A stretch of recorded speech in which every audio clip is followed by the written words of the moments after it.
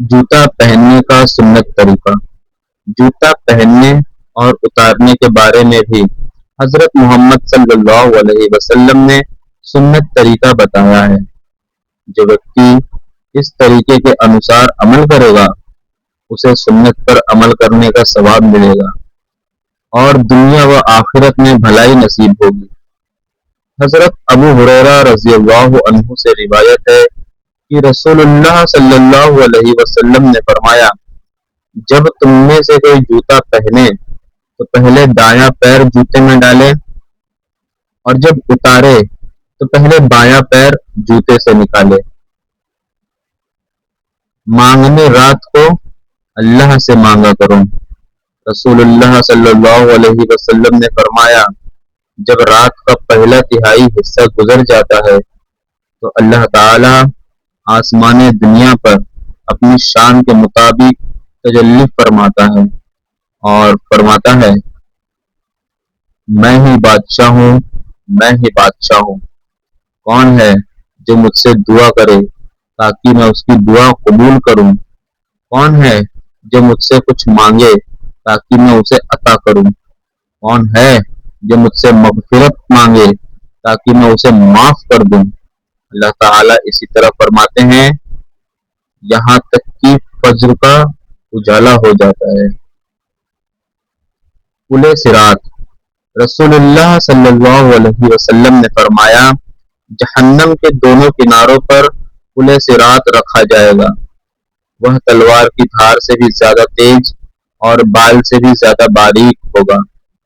پھر لوگ اس پر سے گزرنا شروع کریں گے۔ کچھ لوگ بجلی کی طرح تیزی سے گزر جائیں گے، کچھ لوگ تیز دوڑتے گھوڑے کی طرح گزریں گے، کچھ لوگ اونٹ پر سوار ہو کر گزریں گے، کچھ لوگ پیدل چل کر گزریں گے، کچھ لوگ گھسٹتے ہوئے آگے بڑھیں گے اور کچھ لوگ جہنم میں گر جائیں گے۔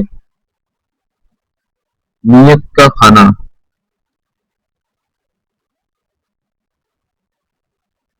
میرے آقا اعلیٰ حضرت امام احمد رضا خان بریلوی رحمۃ اللہ علیہ فتویٰ رضویہ میں فرماتے ہیں، میت کے گھر والوں کا کھانا بنا کر لوگوں کو کھلانا، تیسرے، 10ویں، 20ویں، 40ویں ان سب کے نام پر دعوت کرنا یا برادری اکٹھا کر کے کھانا کھلانا، یہ سب منع ہے، کیونکہ ہم غم کے موقع پر دعوت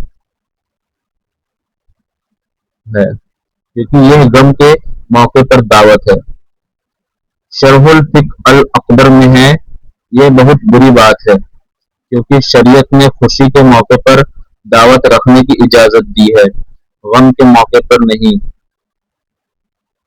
قبر پر ہاتھ رکھ کر تلاوت اور دعا کرنا فائدہ مند ہے۔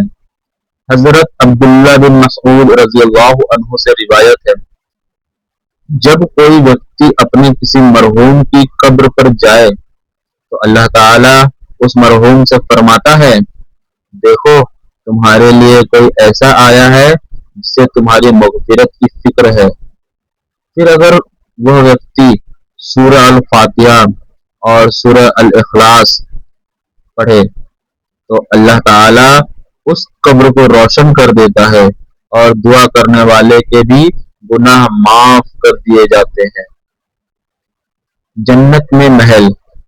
خاتم النبیین صلی اللہ علیہ وسلم کا فرمان ہے، جو ویکتی سورہ الاخلاص کو 10 بار پڑھے اللہ تعالی اس کے لیے جنت میں ایک محل بناتا ہے، اور جو 20 بار پڑھے اس کے لیے 2 محل بناتا ہے، اور جو 30 بار پڑھے اس کے لیے 3 محل بناتا ہے۔ یہ سن کر حضرت عمر رضی اللہ عنہ نے عرض کیا، اے اللہ کے رسول صلی اللہ علیہ وسلم، پھر تو ہمارے بہت سے محل ہو جائیں گے۔ آپ صلی اللہ علیہ وسلم نے فرمایا، اللہ تعالی کی رحمت اس سے بھی زیادہ ویاپک ہے۔